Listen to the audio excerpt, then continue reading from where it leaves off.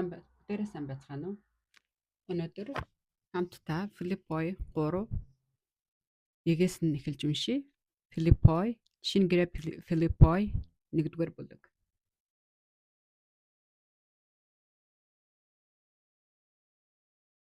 Нэгээс эхэлж уншицгаая. Эцэст нь ах дүүс минь эзэн дотор баярл. Та нарт өнөөл зүйлээ бичих нь надад төвөгтэй биш бөгөөд харин та нарт хамгаалалт болно. Муу мухай үйлснүүдээс сэргийл. Биеэ зүсэгчдээс сэргийл. Ногтоос сэргийл. Учир нь Бурхны сүнсээр мөргөж, Христ Есүсээр сайрхан мах бодод төгшөглөдгүй учраас бид нар л жинхэнэ хоцлолынх юм шүү. Мах бодод түшиглэх шалтгаан гэвэл надад ч бий. Хэрэв хэн нэг нь мах бодод түшиглэх гэдэг бол би бүрч түшиглэж болно. Би 8 дахь хоногтоо хоцлуулсан Израиль үндэстэн Бинаминовгийн еврейгээс төрсэн еврей хуулийн хувьд фарисей. Итгэх зүтгэлээрээ бол чуулганыг хавчигч. Хууль дахь зөвхт байдлаар бол өөсөвгүй хүн юм. Гэвч миний хувьд ололт байсан болгоныг би Христийн төлөө хохирол болгон тооцдог. Тэрч байтугай би Христ Есүс эзнээ танин мэдхийн хосгүй давуу талын төлөө бүх юмсыг хохирол болгон үздэг. Би түүний төлөө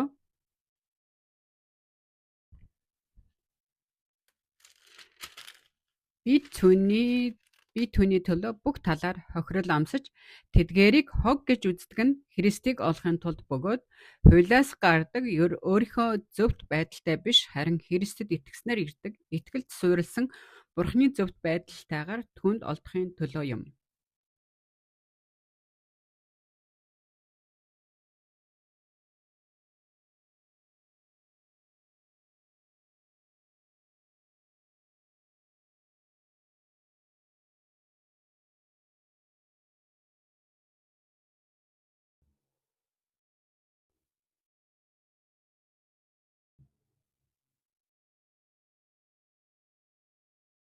Хүртэл уншлаа. 1-ээс 9.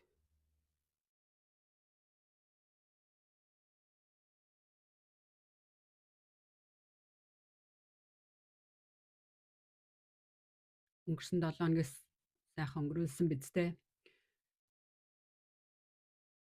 Бид нэр өнгөрсөн 7 хоногт Египтээс гарсан Гэтлэл ном бүлгийг хуваалцсан чи дуугүй байг.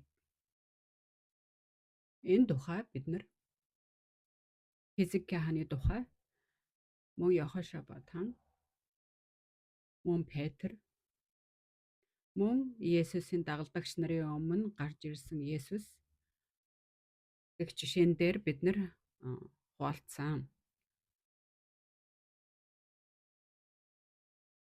Чи дуугүй бай гэдэг гарчгийн доор. Тэгээд чи дуугүй бай гэдэг нь юу ч ярихгүйгээр дуугүй, хөдөлгөөнгүй, ямар ч хариугүй байх тухай биш. Би өөрийнхөө хийхийг хүсэж байгаа болон хийхийг оролдож байгаа зүйлээ зогсож амраахын тулд хэн нэгэн түүнийг хийх хэрэгтэй. Багаараа гүйлтийн уралдаанд оролцож буй хүмүүс эхний хүн гүйж байгаад өөрийнхөө даалгаврыг дуусны дараа дараагийн хүний ээлжинд тэрийг даатгахад тэр хүн дахин тэр даалгаврыг хийх шаардлагагүй буюу дахиж гүйх хэрэггүй болдог. Дараагийнхаа хүнд даатгсан учраас тэгэхээр тэр хүний амрах ээлж ирдэг.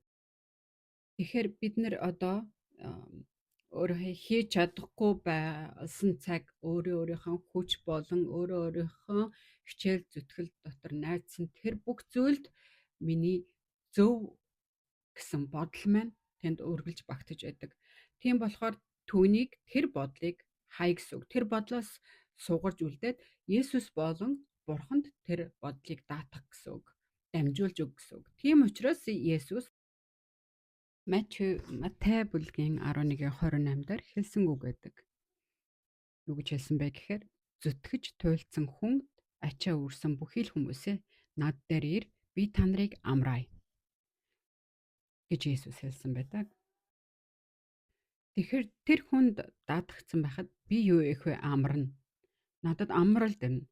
Даатгах нь гэдэг маань үгс үг байна. гэсэн үг байх уу? Даатгаж байна. Тэгээ чамд даатгсан гэсэн мөртлөө өөрөө бодож өөрийнхөө хүсэл, өөрийнхөө мөрөөдлөөр тэрийг хийгдэхийг хүсэж байна гэдэг маань боломжгүй зүйл. Тийм биз дээ. Даатгана гэдэг маань болохоор өөрөө хийж чадахгүй учраас а даатгсан хүнээ буюу даатгсан таалаа бүгдийг хийж өгөх найдана гэсэн үг. Тэгэхээр өөрийнхөө бодож исэн хүсэл, мөрөөдөл, төлөвлөгөө юу байдаг вэ? Тэр бүгдийг хайна гэсэн үг. Тийм болохоор даатгагдсан байгаа хүнийх арга болон тэр хүний хүч чадалд найдаж биелэгдэхийг нь найдаж хүлээнэ гэсэн үг. Гэтэл өөрийнхөө хүслээр хийгээд өгөөч гэд яг өөрийнхөө хүслээр болох юм шиг хүлээх боломжгүй. Өнөөдрийн уншсан энэ Элч Паулийн тухай түүний хийж байгаа энэ итгэлийн амьдрал буюу түүгээр хийгдэж байгаа бүх зүйлсийг энэ Библиас уншиж мэдхэд түүний хийж байгаа зүйл нь түүгээр хийгдэж байгаа Бурхны хүсэл, Бурхны хүчээр тэр Бурхны ашиглах тэр багж нь болж байгаа тэр маш хүндэтгүйштэй тэр их хүчтэй ажлуудыг Паул хийж байсан. Тэр бол адилхан бидний адил махан биетэй хүн байсан. Тэр хүн Бурханд итгэдэг гэснээр энэ бүх зүйлийг яг тэр яс хийж байсан юм биш. Тэр бол зөвхөн Бурхны хүслийн, Бурхны тэр хүчтэй ажилд тэр зүгээр л нэг төрлийн багж нь болсон. Тэгэхээр тэр Бурхны багж болох тэр цаг хугацаа хүртэл өөрийн гэсэн тэр итгэлийн тухай тэр хүний авсан зөв нь надаас гарсан зүйл биш. Есүс Христээр хийгдсэн зүйл. Түүний зөв юм а гэж хэлсэн.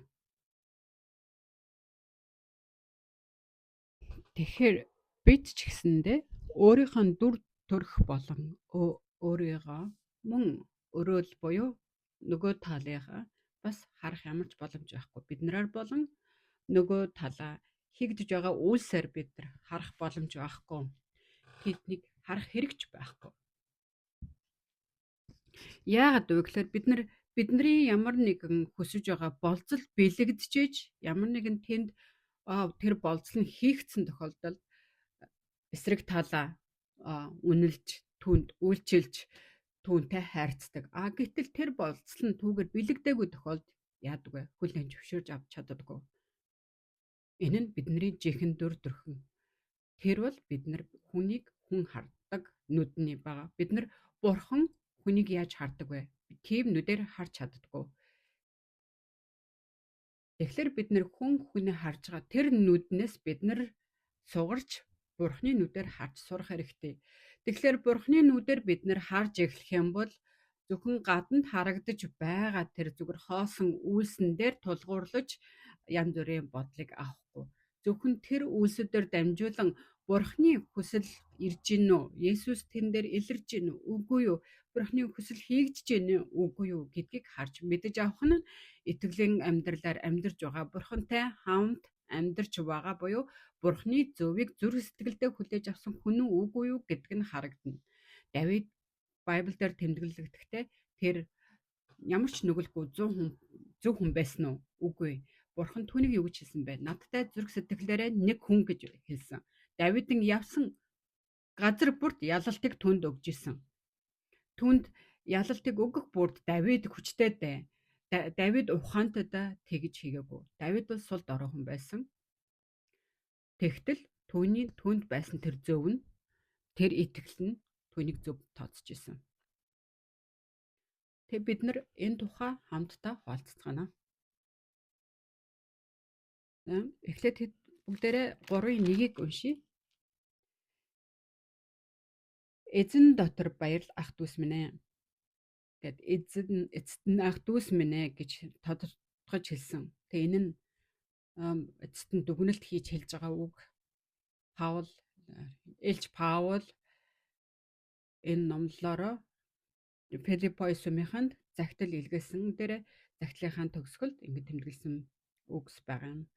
Энд хэлэхдээ бүх зүйлээ хэлж тэмдэглэчээд эцэст нь ах дүүс минь ээ гэж ах дүүсээ дуудан тэднэрт өшөө тодруулж хэлэх зүйл байна. Би бүгдийг та нарт хэлсэн. Гэхдээ би өөрөөсөө үнэхээр хэлхийг хүсэж байгаа зүрх сэтгэл минь байна гэсэн учраас тэр эцэст нь ах дүүс минь ээ гэд эзэн дотор баярл гэж түүнд хэлсэн. Тэгэхээр эзэн дотор баярл гэдэг нь баярлах зүйл тэнд байна гэсэн үг. Тэгээд тэр дараа нь хэлэхдээ та нарт өнөө л зүйлээ бичгэн гэдэг маань болохоор урд нь аль хэдийн хэлсэн түнтэй адил үг. Тэр үг юу юм бэ? Тэр үг нь адилхан үг. Чамд ч хэлэгдсэн, надад ч хэлэгдсэн энэ үг л өнгөрсөн ч хэлэгдсэн, одоо ч яг адилханаар хэлэгдэх тэр үг.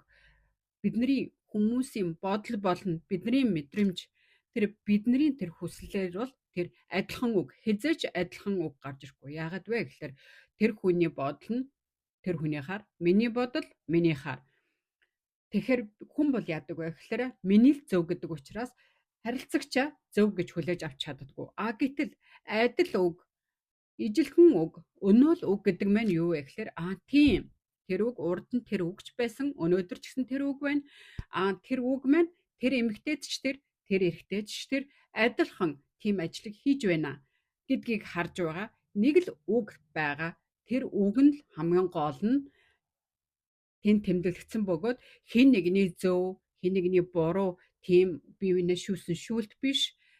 Тэр шүүлтэн дотор зүрх сэтгэл нэг байж чадахгүй учраас адилхан зүрх сэтгэлийг өгөхийн тулд тэнд адилхан үг байгааг Паул хэлж тэмдэглээд тэр адилхан үгийг надад дахин тэмдэглэх нь төвөгтэй биш ээ гэж хамгаалсан. Яагаад бичсэн? Яагадгүй л тэр нь адилхан үг.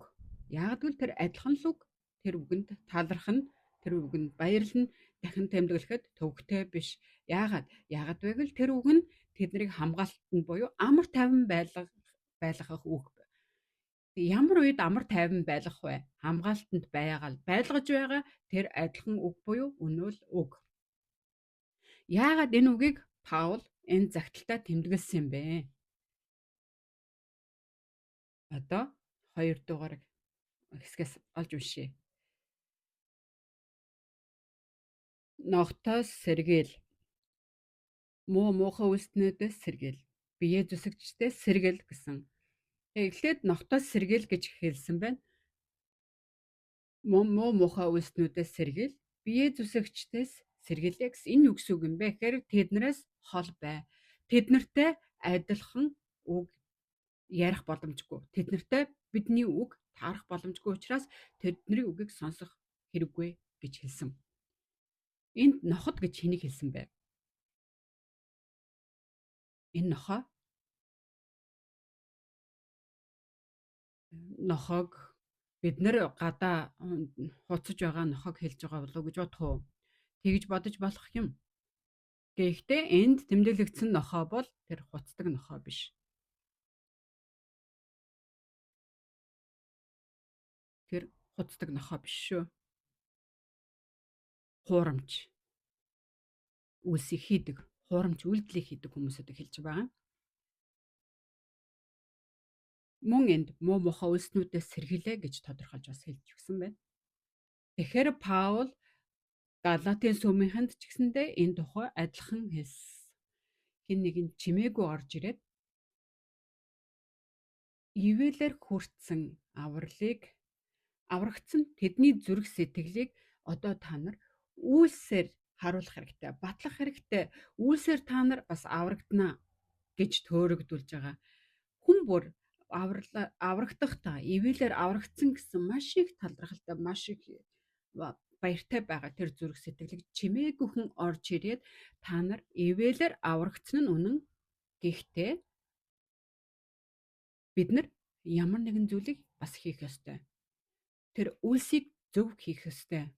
Тэр хуулийг бид нар биелүүлэх ёстой гэж төөрөгдүүлэгчид чимээгүйхэн орж ирдэг. Тийм учраас Тэр итгэлийн амьдралд Сэмэрхэн орж иж өмүүлж байгаа хүмүүсүүдийг ноход гэж хэлж байгаа юм. Тийм учраас тэр нохтоос сэргийлээ гэсэн. Тэгэхээр тэр нохтын хуцхыг бүс сонсоо гэсэн үг.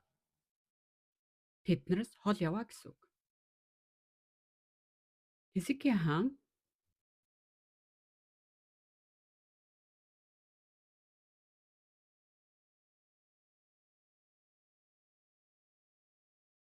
Хизкия хаанд Рабшак ирж тэдний өөрсдийнх нь хэлээр тэднэрт ирж загтал бичин мөн тэднэрт ирж яг тэдний хэлээр нь ярилцаж бурханд битгий итэг, бурхан та нарт туслахгүй. Энэ итгэж Хизкия хааны итгэж байгаа тэр бурханд бүү итэг гэж яг тэдний өөрсдийнх нь ярьдаг хэлээр нь Юда хэлээр тэднэрт хэлж байгаа. Тэр үйлс нь юу вэ гэхээр нохтын хийдэг зүйл. Тэр бол ноход. Тэгвэл та нар төсөөлөд үз. Та нарын хэлээр тадныхны хэлээр нь те бурхны сонгож өгсөн хааныг энэ бол бурхны хүн биш. Тэ бурхан хаантай хамт байгаа гэж бодож байгаа бурхтын зүрх сэтгэлийг нь өмөлөх гэж оролдоход тэнд яагаад тэр ард түмэн тухайн үед чимээгүй байсан бэ? Ямар ч хариу өгөөгүй түнд. Яагаад гэвэл тэр үед Хизкия хаан хэнийг нь ч хариу битгий өгөө. Юу ч ярьсан, ямар ч мэдээр ирсэн хариу бөөг. Ямар нэгэн үйлдэл бүү хий гэсэн. Ямар нэгэн үйлдэл хийх тэр бол буруу зүйл, бидний зөв гэж хийх ямар ч хэрэггүй гэсэн. Тийм учраас ард түмэн Хизкия хааны үгээр хийсэн.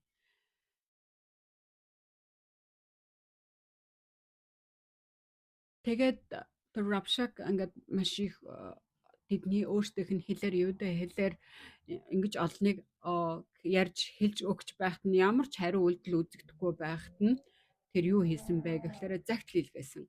Тэгтэн Хизкия хаан тэр загтлыг хүргэж ирсэн элчийн загтлыг аваад түүнийг хийж байгаа үйлдэлийг нь бидний хувьд бол энэ асуудлыг шийдэж чадахгүй юм байна гэд бурхны өмнө бурхны өргөөрөө орж тэр загтлыг өмнө нь дэлгэн тавин загтлыг бурхны өмнө уншиж өгдөг.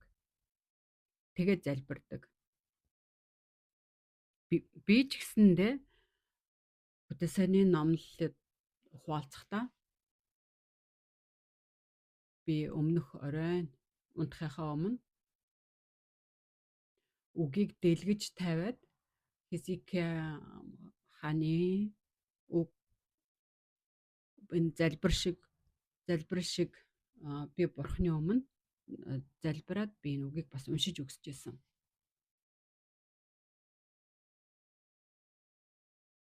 Тэгээ би хин юу вэ гэж одоо энд би ярьж чадахгүй ч гэсэндээ би залбирсан бурхан минь ээ. Тэгээ надад ийм зүйлс болж байна гэд бүгдийг Хизкия хаан тухайн үед тэр дайны тухай тэр бүх болж байгаа зүйлийг бурхны өмнө аваатсан шиг би ч гэсэндээ миний өмнө ирж байгаа бүх зүйлийг бурхны өмнө даатгаж бурхан та бүгдийг энэ асуудлыг шийдэж өгч одоо энэ зүйлтэй тэмцэж өгөөч гэж хэлсэн. Миний хүслээр биш, бурхны хүслээр бурхныхаар хийгдэг боломжийг бүрдүүлж өгөөч гэж би залбирсан.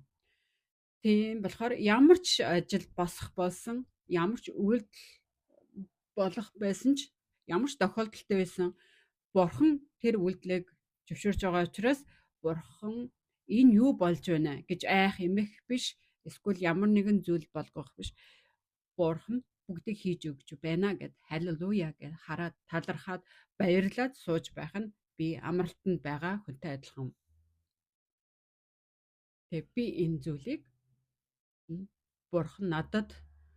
бурхан бидэнд ч гэсэндээ энэ хадууд шиг ингэж хийгээд энэ үгсийг тэмдэглэсэн юм байна гэж би хүлээж авсан. Тухайн үед Хизкия хаан учраас энэ бүгдийг хийсэн. Надад хамааралгүй гэж бодож хүлээж авах юм бол энэ үгс бурханы бидэнд өгөх гэж байгаа тэр зүрх сэтгэлийг бид нар ямар ч мэдрэмжтэйгээр яаж ч хүлээж авах боломжгүй. Энэ тэмдэглэгдсэн, энэ үгэн дээр тэмдэглэгдсэн байгаа. Энэ Элч Паул баярлагдсан. Тэгээд та нарт өнөөл зүйлээ бичих нь надад төвөгтэй биш байна.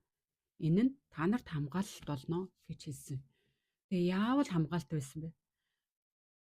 Яавал эднэрт хамгаалалт болох юм бэ гэдэг зүйлсийг 2 дугаар хэсгээсээ эхэлж тэмдэглэсэн.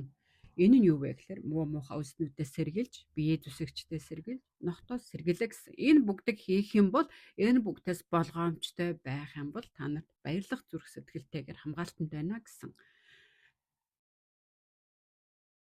Тэгэхээр муу муухай үснүүдээс сэргийлнэ гэдэг мэн.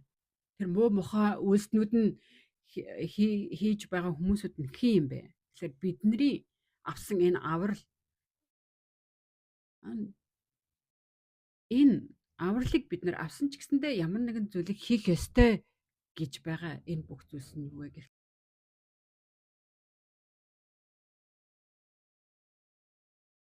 бидний аврал бол ямар нэгэн зүйлийг хийх ёстой гэчвэл тэр үйлсээр хийгч буюу Есүсийн тухай Хизкия хаан дээр Равшак ирж ард түмнийг буснуулах гэж оролддог шиг тэр үйлдэлийг хийж байгаа гэсэн үг. Есүсээр бүх юм шийдэгдчихээгүй бид нар ямар нэгэн зүйл хийх ёстой гэж байгаа тэр үйлсээр зөвтгөх ёстой гэж байгаа тэр буснуулж байгаа үйлдэлийг энэ сүм дотор байдаг энэ үйлдэлүүдийг илчилж хэлсэн энэ бүлэг дээр. Энэ нь юу гэсэн үг гэхээр хуулийг хийх ёстой. Гэтэл хууль бол үйлсийг ямар нэгэн үйлс буруу хийгдэхэд хуулиар шийддэг. Ивэл бол итгэлээр бэлэгддэг.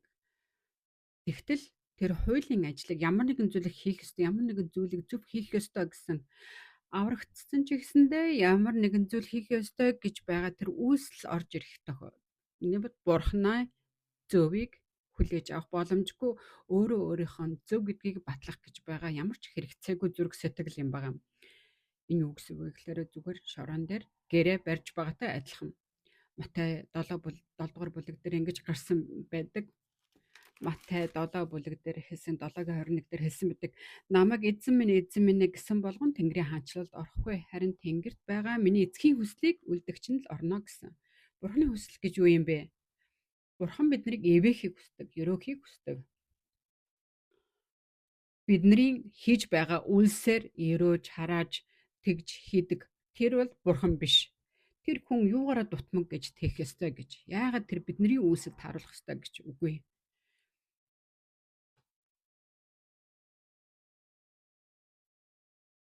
Давид 2 дугаар Самуэлийн 9 дугаар бүлэг дээр тэмдэглэсэн байдаг. Йонаданы хүү Мефибошетийн тухай түүнийг ерөөсөн тухай тэмдэглэгдсэн байдаг. Юу вэ гэхээр Давид Саул хаанд хөөгдөж явж байхдаа Мефибошетийн аавд Йонатанд амлсан амлалт байдаг. Яагад гэвэл Давид болон Саул Байбл дээр тэмдэглэгдснээр хоорондоо дайснууд байсан. Тэр Йонатаны аав Саул тэр Давидыг барих гэж байхад Йонатан түн тусалдаг байсан учраас хоорондоо хийгдсэн гэрээ байдаг. Тэгээд тэр Давид хааныг эзлэхийн тулд тэр тухайн үед хэлсэн үг байдаг. Давидыг ин ард түмнийг доглон болон сохор нэгнээрээ ч эзлэх чадaltaй гэдэг тэднийг ялах болно гэдэг үгийг гаргасан учраас тухайн үед Давид маш их тэр үгэнд бухимдаж тухайн үед байсан доглон болон сохор хүмүүсүүдийг бүгдийг устгаж исэн. Тэгээд түүнээс хойш тэр доглон буюу сохор хүмүүс маш дургүй болж хамгийн дургүй зүйл нь доглон буюу сохор хүмүүс болж үлдсэн. Тэгэхэд энэ Мефибошет нь Йонатаны хүү түүнийг асрагч нь түүнийг тэрвэрэн зүхтэн гүйж байхдаа түүнийг унгааж 2 хөлийг нь доглон гэмтээсэн. Тэгээд тэр доглон болсон хүү байсан. Гэтэл тэр доглон Давидыг хаан болсны дараа Түүний өмнө гарч очих ямар ч боломжгүй байсан. Нэгдүгээрт юу вэ гэхээр аав нь түүний хамгийн том дайсан байсан. Саул болон Давид хордоо дайсагнаж байсан учраас мөн түүний өвөө нь мөн дараа нь тэр өөрөө доглон байсан учраас тэр Давидыг хаан болсны дараа түүний амьдрал өдөр өдрөөр амьдрах амьдрал нь маш их айдас дотор маш хэцүү бэрхшээл дотор амьдарч ирсэн. Тэгтэл Давид хаан түүнийг хайж байсан. Тэр Мефибошет бол Давид хааны өмнө очиж түүнээс өршөөлийг хүсэх ямар ч боломжгүй, ямар ч тэр түүнд таарах болцол нэг ч байгаагүй учраас тэр маш их эмээх зүрх сэтгэл дотор амьдарч байсан. Гэтэл тэр Давид хаан болохоор Йонатанд амласан амлалтаараа түүний үр удмаас хэн нэгнийг нь ерөөхийг хүссэн, ивэхийг хүссэн. Тийм учраас тэр түүнийг хайж ямар нэгэн хэн нэгэн Саулын гэрээс үлдсэн хэн нэгэн байгаа болов гэж хайлгсан. Гэтэл түүний Саулын гэрийн зарц байсан нэг нь түүнийг зарц байсан нэг хүнийг нь Давид хаан дээр дуудаж авчираад тэгээд тэр хүн нь Саулын гэрээс хэн нэгэн амьд байгаа эсхийг асууж лавлахад тэр Йонатаны хүү хөлгүй нэгэн хүү байгаа гэдгийг хэлж өгсөн. Тэгээд түүнээс нуугдан амьдарч байгаа тухай түүнд ингээ хэлсэн. Яагадгүй түүний амьдрал нь өдөр өдөрт үхлээс айж байсан амьдрал нь. Энэ амьдрал тэр түүний айдастай энэ амьдрал нь яагаад ч юм миний аврагдахаас өмнөх нүгэл дотор айдас дотор үхлээс айж байсан амьдралтай амар маш их төстэй байсан. Тэгтэл тэр хүүг Мефибошетийг доглонжигсан танай аавд хийсэн амлалтын дагуу чамааг ерөөхийг хүсэж байгаа учраас түүнийг эрхийг хүссэн. Тэгээ энэ нь юу гэсэн үг вэ? Давид нь энд тэмдэглэгдснээр бол Бурхны дүр төрх байсан. Тэгээд тэр Мефибошет буюу юу ч хийж чадахгүй байгаа тэр айдас дотор байгаа тэр Мефибошетийг ерөөхийн тулд ивэхийн тулд түүнийг дуудан авчирч түүнийг ерөн хамтдаа хоол идсэн нэг ширээн дээр хоол иддэг болсон. Энэ нь юу гэсэн үг юм бэ? Энэ бол түүний хувьд ивэл ямар ч болцолгүйгээр түүнийг ивэлсэн, ерөөсөн ивэл энд гарч байгаа. Гэтэл энд муу үлсийг хийгч энэ нь болохоор юу гэхээр Мефибошетэд эргэн тойрных нь хүмүүс түүнд хэлж байсан. Та чи болол Давидын хамгийн их үзэхгүй байгаа бүх хүмүүсүүдийн түүний үзэхгүй тэр бүх болцлыг хүртсэн хүн нь чи. Тийм учраас танаа өвөө чинь түүний дайсан байсан мөн чи доглон гэж түүнийг тэгж айдас дотор бодол дотор хийж өгч байсан. Гэтэл түүнийг тэгж ивэсэн байхад чи доглон чи гэж ингэж ивэлэг хүртсэн Давид хаантай хамт нэг ширээн дээр хоол идэж байгаа түнд ч гэсэндээ чи ямар нэгэн зүйлийг хийх ёстой. Чи ингэж их ивэлэг хүртсэн юм чи ямар нэгэн зүйлийг хийж өгөх ёстой гэж хэлж түүнийг төөрөгдөлд оруулж байдаг. Тэр доглон хүн тэр хоёр хөл нь хоёулаа доглон гэмцэн хүн тэр юу хийж чадах вэ? Тэр нь түүний тэр хийж чадахгүй тэр дүрхэнд бидний одоо сүнсэн биений амьдралтай төстэй. Юу ч чадахгүй. Тэгээд дараа нь юу гэсэн үг вэ гэхээр бие зүсэгчдээс болгоомжл гэсэн. Энэ бие зүсэгчдээс болгоомжл гэдэг нь юу гэсэн үг юм бэ? Энэ нь болохоор хоцлуулалт хийсэн гэсэн үг. Бие зүссэн гэдэг маань хоцлуулалт хийсэн хүмүүсийн тухай хэлж байгаа. Энэ хоцлуултыг хийж байж тэд нэр цэвэрсэн гэж аврагдсан гэдгээ баталгаажуулж байгаа. Чи ямар нэгэн зүйл хийх ёстой гэсэн адилхан тэнд үйлс явж байгаа. Энэ хоцлуулт бол зөвхөн Авраамд өгсөн амлалтын баталгаа болгож тэмдэглэсэн зүйлс юм байгаа. Энэ хоцлуултыг хийж байж аврагдана. Тийм бол яриа байхгүй. Бурхан зүгээр Авраам хаанд маш олон үр удмыг өгөх болно гэдгээ амлалтаа өгж байгаа баталгаа нь тэр хоцлуулт байсан. Гэтэл энэ бүх зүйлс Бурханы өмнө ирэхэд энэ бүх зүйлсийг хийж байж зөвийг өмснө гэдэг тэр төөрөгдөлтэй бодлыг энд биднэрт өгч төөрөгдүүлдэг. Тэр бүгнээс болгоомжл гэсэн. 3. Учир нь Бурхны сүнсээр мөргөж, Христ Есүсээр сайрхан мах одод түшгэлдэггүй учраас бид нар жинхэнэ хоцлоллох юм шүү гэсэн. Есүс Христээр сайрхаж түүнд итгэсэн зөв. Тэрийг хүлээж авах нь тэр нь бидний жинхэнэ хоцлол. Энэ хоцлолтын тухай Байбал дээр маш олон газар тэмдэглэгдсэн бидэг. Үүсээр хийгдэж байгаа хоцлол зүрх сэтгэлийн хоцлолт гэж байгаа нь гаднаас нь харахад биеийн хоцлолт хийгдсэн байдаг. Гэтэл зүрх сэтгэлээс хоцлолт авсан уу? Тэгээд зүрх сэтгэл дотроо Паулын бүх зүйлсээ хаяад Есүс бидний бүх нүглийг угаасан гэд тэн дээр очиод тэр хуучин хүнээ хайж чадахгүй гаднаас нь харахад Кристчэн шиг, гаднаас нь харахад Есүс итгэдэг хүн шиг харагддаг боловч Есүсийн зөвийг хүлээж авч чадаагүй зөвхөн нүгэл угаагдсан гэд байж байгаа хүн бүгд үргэлж гомдолдог, үргэлж хуучин хүн дотроо өөрийгөө зөв гэж байдаг хүмүүс. Энэ бол зүгээр үйлсээр хоцлолт хийсэн хүмүүс юм байгаа. Сүм дотор ийм хүмүүс зөндөө байдаг. Кристчэн бид нэр цуглаж сүм гэж явдаг.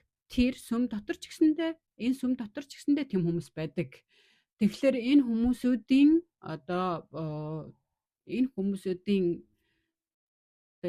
тодорхойлт нь ялгагддаг зүйл нь юу вэ гэхээр үргэлж гомдолдог. Яагаад вэ? Яагаад гэвэл маш тодорхойгоор энэ авралыг хүлээж аваагүй хүмүүс байдаг. Тэгтэл сайн мэдээг хүлээж аваад бэлэгдсэн боловч ямар нэгэн зүйлд хурдтагдж байгаа хөвөрч явж байгаа хүмүүс ч гэсэн энэ дотор энэ адилхан үгийг хүлээж аваагүй гэсэн хүмүүс ингэж явхаас өөр аргагүй гэсэн үг.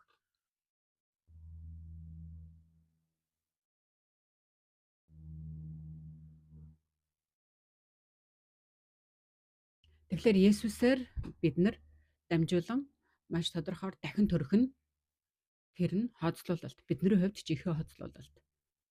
Кристчний хувьд. Энд Илч Паул хэлэхдээ үгнээс харцгаая. 8.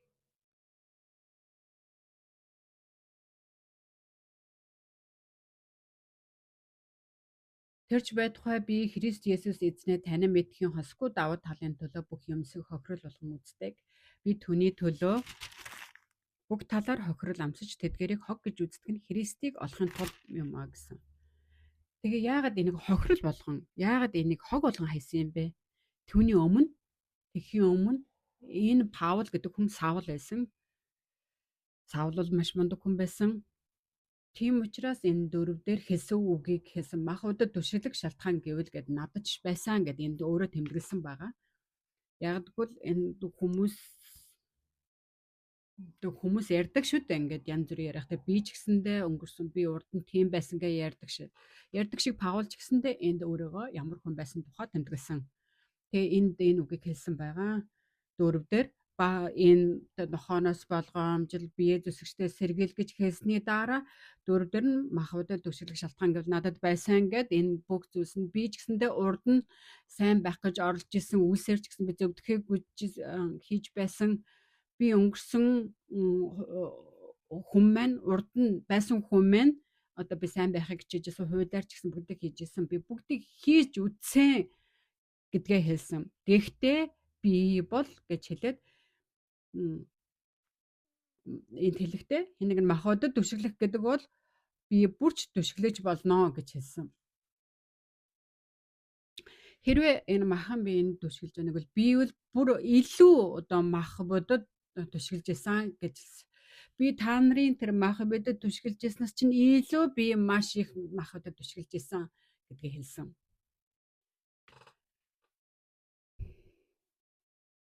Тэгээд цааш нь харцгаая, уншицгаая. Би 8 дахь хоногтоо хоцлуулсан Израиль үндэстэн Бинамин овгийн еврейгээс төрсэн еврей хуулийн хувьд фарисей идэг зүтгэл Лээрээ бол чуулганыг хавчигч хуйлдах зөвхт байдлаар бол өөсөөгүй хүн байсан гэсэн.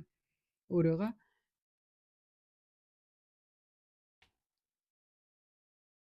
Паул Есүстэй уулзахаас өмнө бол үйлсээр буюу хуулиар бол маш зөв хүн байсан. Маш зөвийг хийх гэж хичээдэг хүн байсан. Тэгээд тэр хуулийн зөвөөр бол тэр маш их хичээн зүтгэсэн хүн байсан. Тэгээд өөрөө бол би хуулиар бол маш надад одоо тортог бол байгаагүй гэдгээ өөрөө хэлсэн байсан.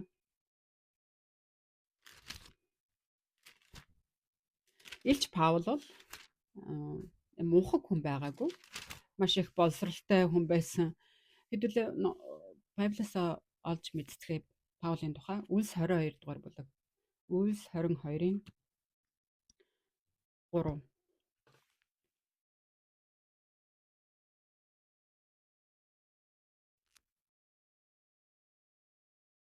Би Кликийн Тарс хотод төрсөн Юдэ хүн.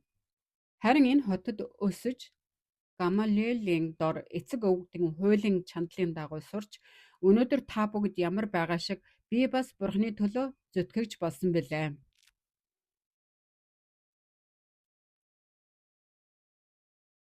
Гэж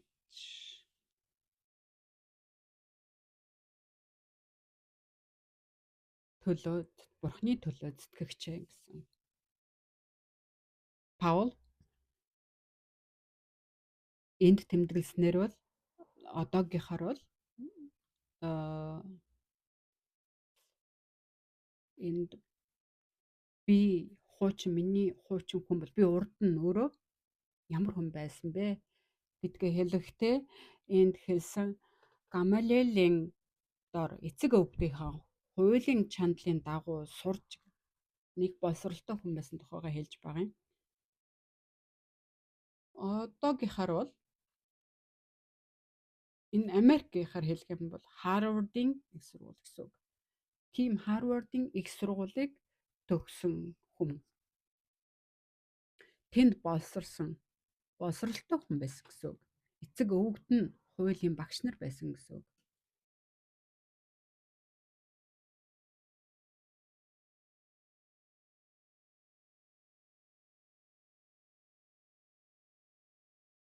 Тэр үед Паул Кристиангуудыг хавчиж, тэднийг барьж, шоронд хорж, зодож, хавчиж байсан. Энэ бүх зүйлс нь Есүстэй уулзсны дараа Саул өөрчлөгдсөн шүү дээ. Тэгээд Анания түнтэй уулз, түнд айдас хүртээд түүний нүдийг нээж тэр Кристиангуудыг барьж, хавчиж, хорж байсан бол Кристийн дуухай илчилж эхэлсэн. Есүс бол дахин төрсөн үнэн гэдгийг зарлаж эхэлсэн. Тэр хүний дахин амьлал бидний нүглийг загалмай дээр цовдлох нь бидний нүглийг угаасан. Тэр дахин амьсан гэдгийг баталгаажуулж байсан. Тэгтэл тэр хүний хийж байсан үйлсийг харж байсан бүх хүмүүс түүний яагаад ингэж их өөрчлөгдсөнийг гайхаж эхэлсэн. Хэдүүлээ Библийг дахин харж уншия.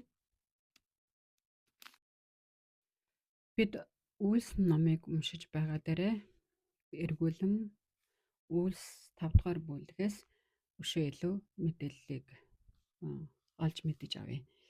Үлс 5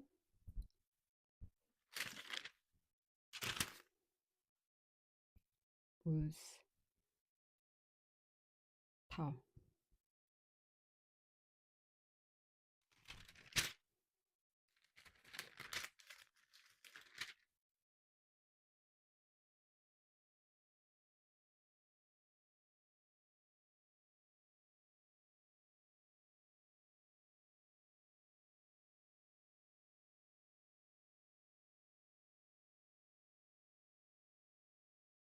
33 Үлс 5-ын 33 Үүнийг сонсоод тэд уурсан хэлгэнэж тэднийг алахыг завджээ.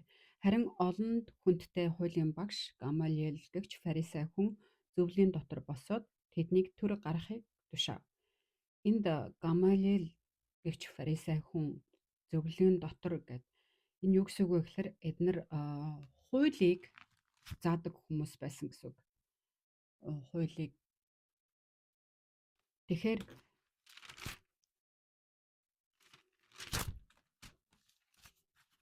тэгээд энэ ингээд хэлсэн. Тэгээд зөвлөхэн хандаж Израиль эрчүүдээ энэ хүмүүст альваг үлдэхтэй болгоомжтой хандцгаа гэсэн. Тэгээ Гамалиэл гэдэг сурдаг тэр Гамалиэл гэгч нь одоо хуулийн багш нар Паул тэнд суралцсан хүн байсан гэсэн үг.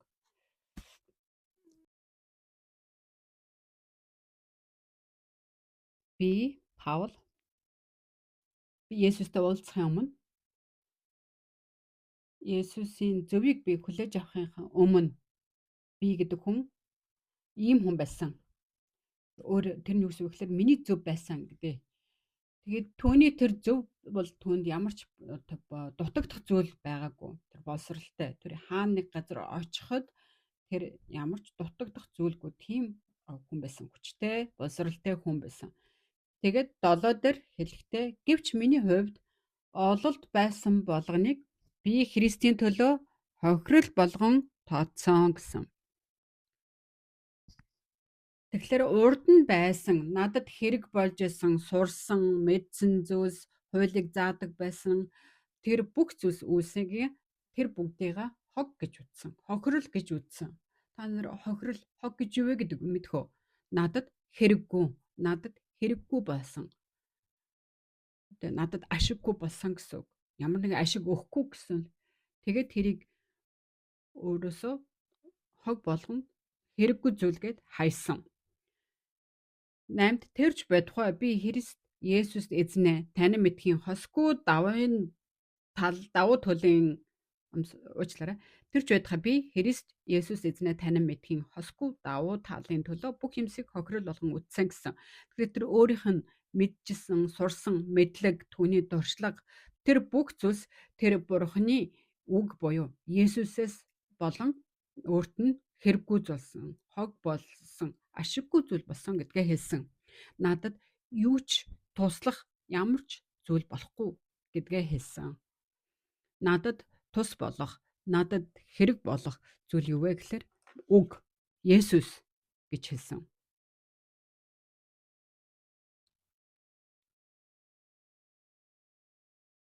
Хин нэг нь ундаг дугуйнаа явж байхад бэлгэнд машин авлаа гэж бодъё.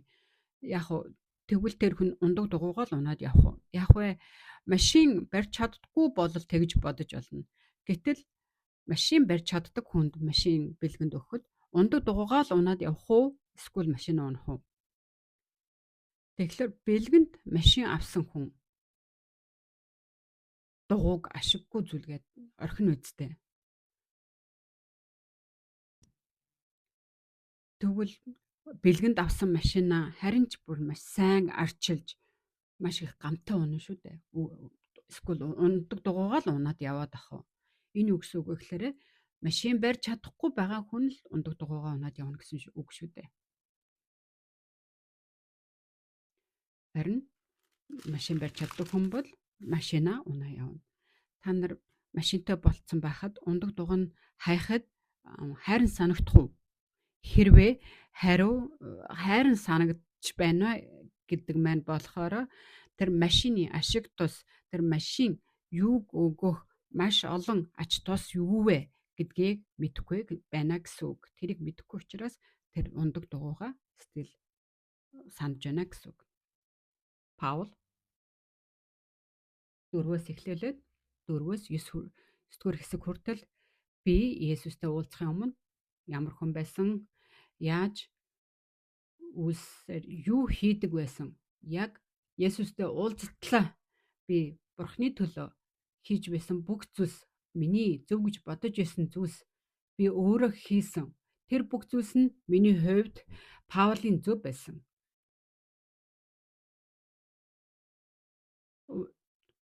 Бурхантай ямар ч хамааралгүйгээр Бурхны өмнө би буруу зүйл хийж байна гэж юусоо бодоогүй. Бурхны төлөө хийж байна гэсэн өөрийн гэсэн зөв, өөрийн гэсэн тэр өвөөс нь Бурхан энэ бүх үсийг нь хүлээж аавна. Ягдгүй бол би Бурхны төлөө хийж байгаа учраас Бурхан түүнийг хүлээн зөвшөөрнө гэж бодож байсан түүний зөв нь яг тодорхой тэр Есүсийг хүлээж авч мэдсэний дараа энэ бүхэн маань би Бурхны эсрэг хийж байгаа үйлдэл юм байна гэдгээ хүлээн зөвшөөрч тэрийг хог болгон хайсан. Өөрийнхөө зөв гэсэн бодлыг хайсан. Тэгээ энд 8 дугаар хэсэгдэр хэлсэн 8 Филиппой 3:8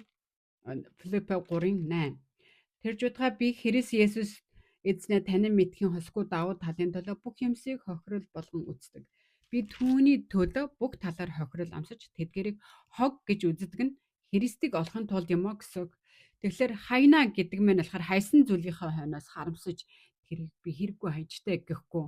Харин өөрт нь хохирол үзүүлэх зүйл гэж бодож байгаа учраас тэрийг хог гэж үзэн хайсан. Тэр зүйл нь өөрт нь хохирол авчирнаа л гэж бодсон. Яагаад гэвэл Христийг олохын тулд. Есүсийг олсны дараа Есүсийн зөвийг хүлээн зөвшөөрснийхаа дараа өөрийнхөө зөв гэдэг зүйлсээс бууж өгсөн. Маш тодорхой хэлэх юм бол өөрөө Бурхныг эсрэг хийж байсан тэр нүгэл үлдэж байсан тэрийг хүлээн зөвшөөрсөн гэсэн үг. Тэгэхээр тэр Бурхныг эсрэг хийж байсан үйлстэй яагаад тэр харамсаж яаж тэгж хайрам юм бэ гэж бодох бай. Харин ч түүнийг өөрт нь хохирол авчирч байгаа юм байна гэдгийг маш тодорхойгоор мэдэж авсан цагт хог мэд хайж чадна. Хэрвээ тэгж хайж чадахгүй байгаа хүн бахан бол 2 дугаар хэсэгдэр хэлж байгаа шиг тийм ээ. Бид нар ивэлээр аврагдсан ч гэсэн үлсээр бид нар хуулийг биелүүлэх ёстой гэсэн муу мухайг хийж байгаа үйлстэн буюу бие зүсэгчэд тэр ноход болон хувирна. Тэд нар нь хин юм бэ? Бурхантай ямар ч хамааралгүй хүмүүс. Исая бүлгийн 64 6 дээр хэлсэн үг байдаг. Энэ нь бид бүгд бузар бүхий л зөвхт үлс маань бохор хувцсан мэт гэж хэлсэн. Тэгэхээр бидний зөв гэж бодож байгаа зүйлс нь бидний бохор хувцсан мэт гэсэн. Та нар бохор хувц болсон хувцыг өмсөж явдггүй. Болж өгвөл бид нар угаацсан, цэвэрхэн хувц өмсөх хүсэлтэй байдаг үстэй. Яагаад гэвэл тэр цэвэрхэн хувцтай байж хүмүүст үнэлэгдэн шүү дээ. Тэгтэл энийг Исая 64-ийн 6 дээр хэлэхдээ тэр бидний зөв гэж бодож байгаа зүйлс нь тэр бохор хувцс мэт гэсэн. Тэр нь яагаад гэвэл тэр нүгэл болон тэр нүглийн үнцгийг зүрхэндээ тээсэн хаяагүй байгаа хүмүүсийн зүрх сэтгэл тийм байдгаа гэж хэлж байгаа юм. Еремия 17 дээр хэлсэн үг бас байдаг. Еремия 17 хэдүүлээ олоод уншия. Еремия 17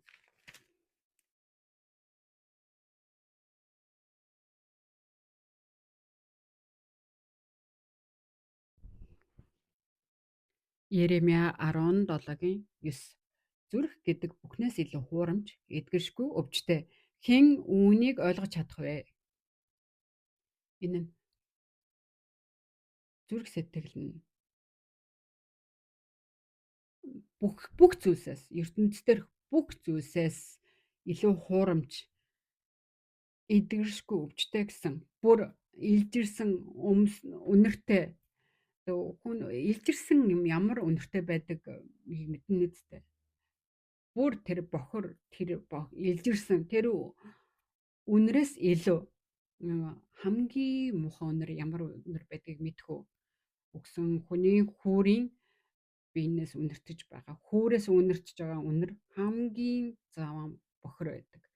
Түүний өгсөн хүний хөөрөөс цус ямар нэгэн шингэн тусаж хувцсан дээр наалтахад тэр хувц хүртэл шууд илжирдэг. Маш их үнэртэй, айралтгүй.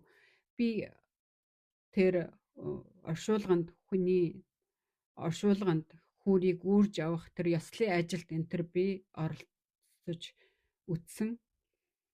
Тэр үрээд явж байхад тэр гарч байгаа үнэр, тэр урсаж байгаа цус маш их бохор, маш дэсшгүй үнэртэй. Тэгээд тэр цус нь хувцсыг шууд илжрүүлдэг. Тэгтэл тэр үнэр, тэр бохир, тэр заваан зүйлс нь бидний зүрх сэтгэл гэсэн бүр бидний зүрх сэтгэлийг ертөнцийн бүгдээс гэсэн. ертөнцийн бүгдээс хамгийн бузар, хамгийн бохир үнэртэй. Тэгвэл ертөнцийн дээр хамгийн бохир заваан үнэртэй зүйлсийг бид нар хэлэхдээ илжирсэн хоол бидний ялгадас гэж үздэг бол үгүй. Бурхан хэлэхдээ бидний зүрх сэтгэлийг хамгийн бохир заваан гэж хэлсэн. Тийм учраас энэ бүлэг дээр тэмдэглэгдсэн. Бидний зөв гэж бодож байгаа тэр зүрх сэтгэлийг хэлсэн. Түрүүнд уншсан Исая 64-ыг хажууханд нь байгаа учраас уншээ. Исая 64-ийн 6. Бид бүгд бузар, бүхий л зөвхт үлс маань бохор хувц мэд. Бид бүгдээрээ навч мэд хаатан хорчиж хэлэнц маань биднийг салхи мэд хийсгэнэ гэсэн. Хийсгэжээ гэсэн. Бид нар бүгд бузар. Бидний зөвхт үлс бол бохор хувцс мэд гэсэн. Тэгээ бид бүгдээрээ хаатсан хорчисэн навч мэд гэсэн. Салхи салхилахад тэр навч салхийг дийлэх үү? Тэр салхи үлээсэн зүгийн эсрэг хийсэх чадaltaй юу? Үгүй. Зөвхөн салхи үлээж байгаа зүгрүүл хийсэх боломжтой. Тийм учраас хүн нүгэл дотор энэ салхинд үлээгдэж байгаа навч шиг хийсдэг. Би энэ нүглийг хийхгүй юм шүү. Би энэ нүглийг хийж болохгүй юм шүү гэж бодсон ч тэр нүглийг хийж явдаг. Эрэгтэй хүмүүс маш үзэсгэлэнтэй эмэгтэйчүүдийг ширтэн хардггүй гэж юу?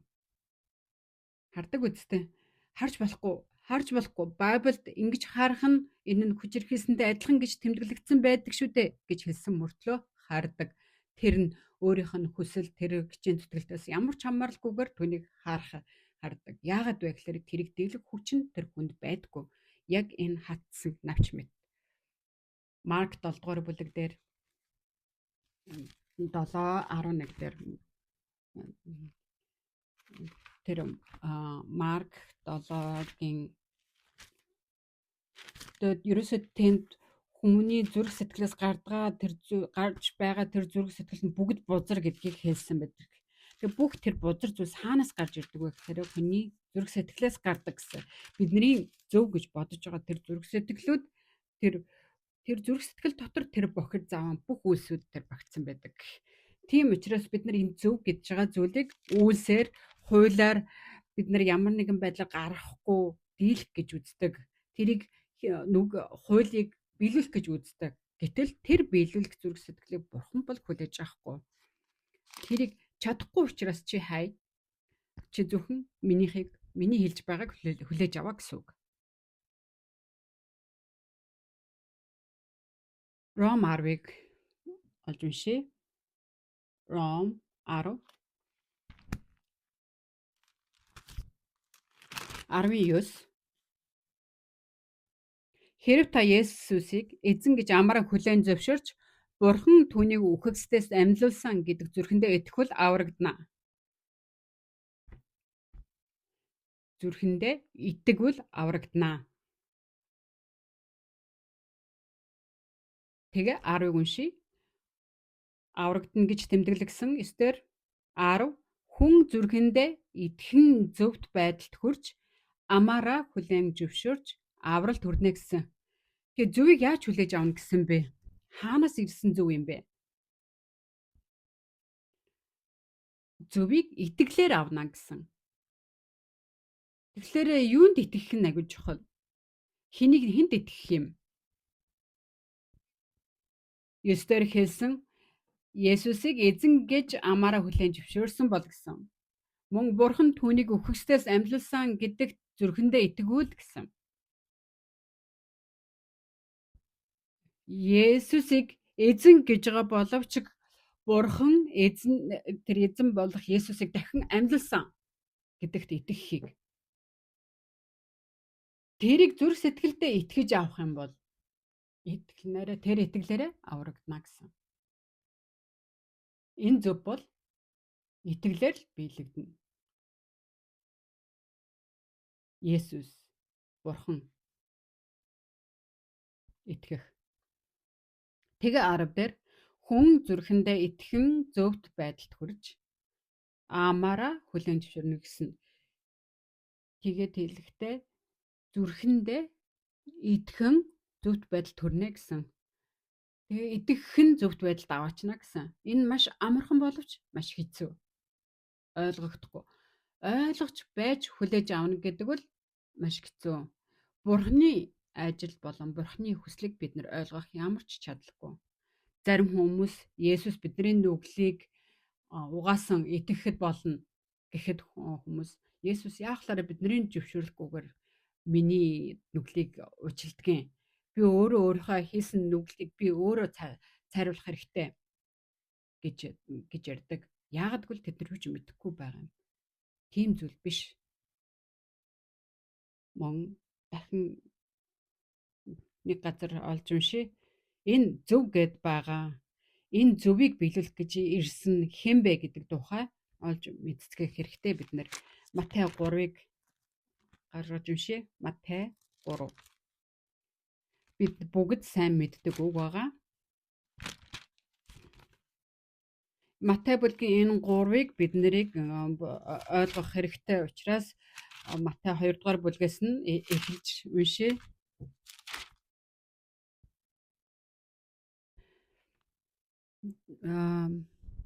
Матай 3-ын 13-аас эхэлж уншия. Тэгээд Есүс Иоханаар баптизм хүртэхийн тулд Галилаас Йордан түн дээр очив. Харин Иохан би танаар баптизм хүртэх учир атал та над дээр ирэх нь энүү гэд түүнийг болиулахыг оролцсон. Яагаад Есүс баптист Иохан дээр очисон бэ? Энэ үед энэ хоёр хоёулаа 30 настай байсан. Баптист Иохан 30 настай, Есүсээс 6 сарын ах байсан. 30 нас хүрч байж тэр дахлын ажил буюу тэр дагал өргөний ажлыг хийх эрхийг авч байгаа юм. Тийм учраас энэ хоёр хоёулаа 30 нас хүрсэн. Энэ 30 нас хүрэхээс өмнө бол Есүс юуж хийж чадахгүй байсан. Аав нь хончин хүн. Тэгэхээр тэр хончин хүний амьдрал ямар байх вэ? Тэгэхээр Есүс ч гэсэндээ тэр ядуу айлын зовлон бүгдийг хүртэж амьдарч байсан. Тийм учраас Есүс бидэнтэй адил махан биеэр амьдарч ирсэн учраас бид нар юунд зовдөг вэ? Яаж зовлон махан биеэр ямар зовлон эдэлдэг вэ гэдгийг Есүс ч гэсэн хүртэж амьдарсан хүн байсан. Тийм учраас 30 хүрснийхаа дараа баптист Иохан дээр ирж надад баптизм хүртээгээч гэсэн. Гэтэл баптист Иохан түүнийг болиулж би танаар баптизм хүртэх учиртай байтал та надаас баптизм хүртэх гэж юу гэж хэлсэн.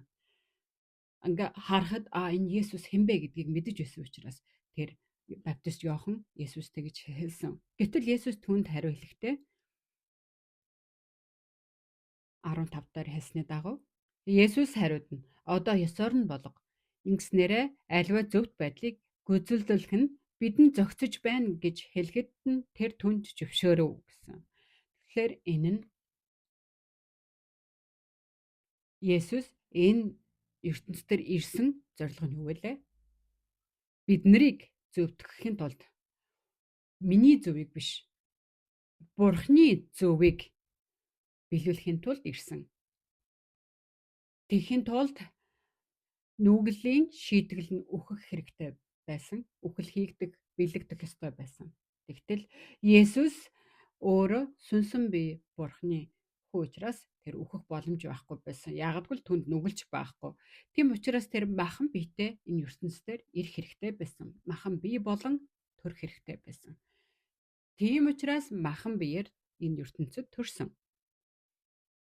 Тэгэхээр энэ хэсэгт гарсан баптист Иохан болон Есүс энэ нь хууль болон иш үзүүлэгчдийн цаг нь баптист Иохан хүртлээ гэсэн. Тэгэхээр хуучин гэрээн дээр тэмдэглэгдэж байсан маш олон иш үзүүлэгчд буюу хууль энэ бүгд нь Есүсийг ирэх хүртэл үйлчлэнэ гэсэн үг. Тийм учраас Ром бүлэг дээр хэлсэн хуулийг гүйцэтгүүлсэн гэж. Энэ зөв нь энд тэмдэглэгдсэн энэ зөв нь Илж Паул энэ зөвийн тухай Есүстэй өөрөө уулзсан учраас энэ бүгдийн тухай хүлээж авч зарласан хүн байсан. Тийм учраас бид нар уншсан үгсийг үгс дээрээ эргэж очие. Филиппой 3. Филиппой 3.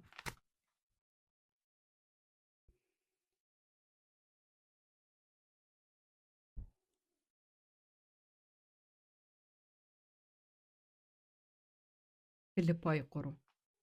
9. Хуулиас гардаг өөрийнхөө зөвхт байдалтай биш, харин Христэд итгэснээр ирдэг, итгэлд суурилсан Бурхны зөвхт байдалтайгаар түүнд олдохын төлөө юм.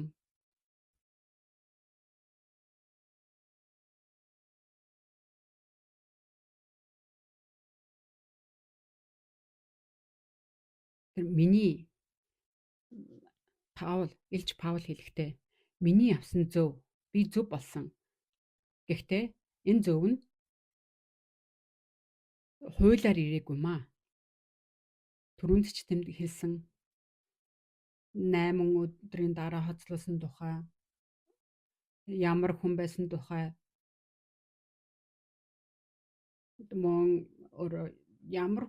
ямар удмын хүн байсан бэ? Хуулиар ямар хүн байсан?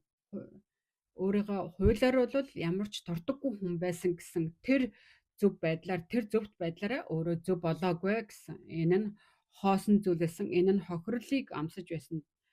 Тэр бүгдээ хайсан. Энэ нь хог байсан тухайга хэлж одоо авсан өөрийнх нь зөв нь энд тэмдэглэгдсэн байгаагаар хэлсэн. Тэгэхээр тэр өөрөө яаж зөвтгөгдсөн бэ гэхээр зөвхөн Христэд итгэсэн итгэл нь түүнийг зөвхт байдалд авчирсан гэсэн. Тэгээд Христэд итгэснээр ирдэг итгэлд суйрлаад Бурхны зөвхт байдалтайгаар түнд олцсон гэсэн. Та бүгд адилхан уу? Хэрвээ энэ зүйл бэлэгдээгүй бол та нарын зөв нь хуурамч шүү. Тэгэхээр энэ зүйлийг маш тодорхойгоор Есүсийн зөвийг хүлээж авсан, итгэлээр хүлээж авсан хүмүүс Бурхны зөв байдал дотор байгаа юм аа. Тэгэхээр бид нар ивэлээр аврагдсан бид хуулийг биелүүлэх ёстой. Бид нар хуулийн дагуу үсэг хийх ёстой. Тийм зүйлийг ярьж болохгүй. Гэтэл энд Есүсийн зөвийг итгэлээр хүртсэн хүмүүс сүм дотор ингэж одоо хуулиар хийх ёстой гэсэн ийм хүнийг одоо нэгдүгээр тавьдаг ийм зүйлс байдаг. Ийм үйлс хийгддэг. Би хэд хоногийн өмнө нэг зүүдэлсэн. Хэн нэгэн нь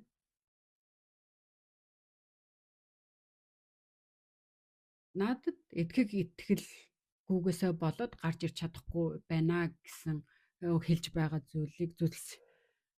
Тэгэхээр тэнд үг ч гэдэг юм уу Есүс гэж хэлсэн бол зүгээр л. Гэтэл би хүм мөртлөө тэгж хэлэхлээр нь би яагаад танд итгэх ёстой гэж хэлсэн. Гэтэл энэ бүх зүйлс нь хуурамч зүйлс.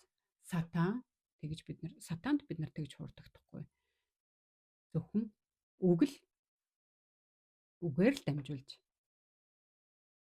бид зөвтөн болсон. Есүсээр дамжуулан бид зөвийг авсан. Бид нар зөв болсон гэсэн үг. Тэгэхээр Байбл дээр энэ зөвтөн тухай, зөв болгочийн тухай маш олон газар тэмдэглэгдсэн байдаг. Ром 4 дээр тэмдэглэгдсэн байдаг. Ром 4:6 түнчлэн бас үйлсгүйгээр бурхан зөв гэж тооцогдсон хүнийг ивээгдсэнийг Давид ёс бус явдал нь уучлагдаж нүглүүд нь далдлагдсан нэгэн өрөөлтэйе гэсэн. Тэр нь итгэлээр зөв төрсөн. Үйлсгүйгээр зөв төрсөн гэсэн. Энэ итгэл нь ялгалт байхгүй. Хинч тэр итгэлийг л хүлээж авахд тэр итгэл нь түүнийг зөв гэж тооцогдсон. Тэр хүн боловсралтай юу, боловсралгүй юу, тэр хүн сайхан байна уу, муухай байна уу? өндөр байна уу, нам байна уу, тэр ямар ч хамааралгүй. Мухаг байна уу, ухаантай байна уу, ямар ч хамааралгүй. Зөвхөн түүний итгэл энд Элж Паул өнөөдөр үнсэн хэсэгтэр ингэж хэлсэн гэдэг маань юу гэсэн үг гэхээр энэ бус нөлддөг, өмөлдөг хүмүүс энэ дотор байгааг илэрхийлж байгаа гэсэн үг. Бид нар үйлсийг, хуулийг бид нар аврагдсан, ивэлэр аврагдсан ч гэсэн бид нар үйлсээр ямар нэгэн зүйлсээр бид нар ингэж хийх ёстой гэж үйлсийг жохожилж байгаа хүмүүс бол гадныхан буюу бус нөлөгч. Тэгээ ийм хүмүүс сүм дотор байдгаа гэдгийг хэлж байгаа. Тэгэхээр эднэр нь гадных үгтэй таарахгүй байна гэсэн үг. Тийм учраас өнөөдрийн энэ уншсан энэ үгээр дамжуулан бид Паул Илч Паул энэ үгсээр одоо илчлэлт хийсэн бол би ч гэсэндээ хүнээр махан биеэрээ би ярих уу гэж байгаа зүрх сэтгэл нь Есүстэй уулзахаа өмнөх хуулийн дагуу амьдарч байсан тэр зүрх сэтгэлийг хог болгон, хохирол болгон хайсан Паулийн зүрх сэтгэл шиг бид ч гэсэндээ жинхэнэ Есүс түүний тэр ариуныг зөвийг итгэлээрээ хүлээж авсан бол хуучныг хайхад юунд бид нарт хайран байх вэ?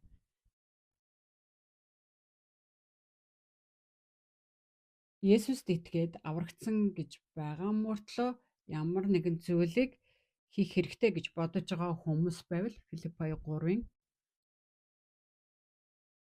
4-өөс эхлүүлээд уншаад 7, 8, 9 хүртэл уншаад тунгааж бодож үзээрэй.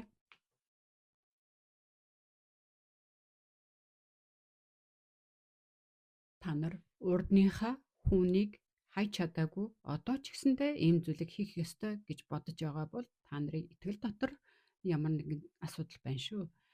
Тэгэхээр энэ шинэ 7 хоногт Паул ингэж илчлэлт хийдэг шиг миний зөв бол хуулиас ирээгүй зөвхөн түүнд итгэх итгэлээр зөвтгөгдсөн. Энэ нь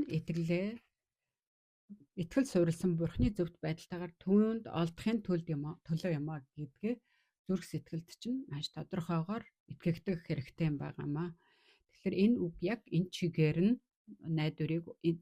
найдварыг өгсөн шинэ 7 хоног байхыг хүсэж байна. Та нарт болон над дээр ч гэсэн Бурхан энэ зүрх сэтгэлийг хүсэж байгаа гэдэгт итгэлтэй байна. За.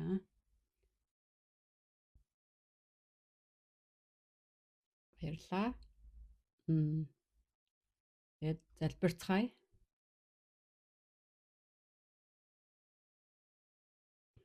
Ариун Бурхан амнаад танд талархаж байна.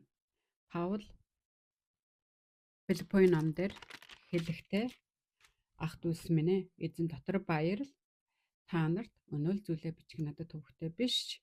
Бөгөөд харин та нарт хамгаалт болно гэж хэлэн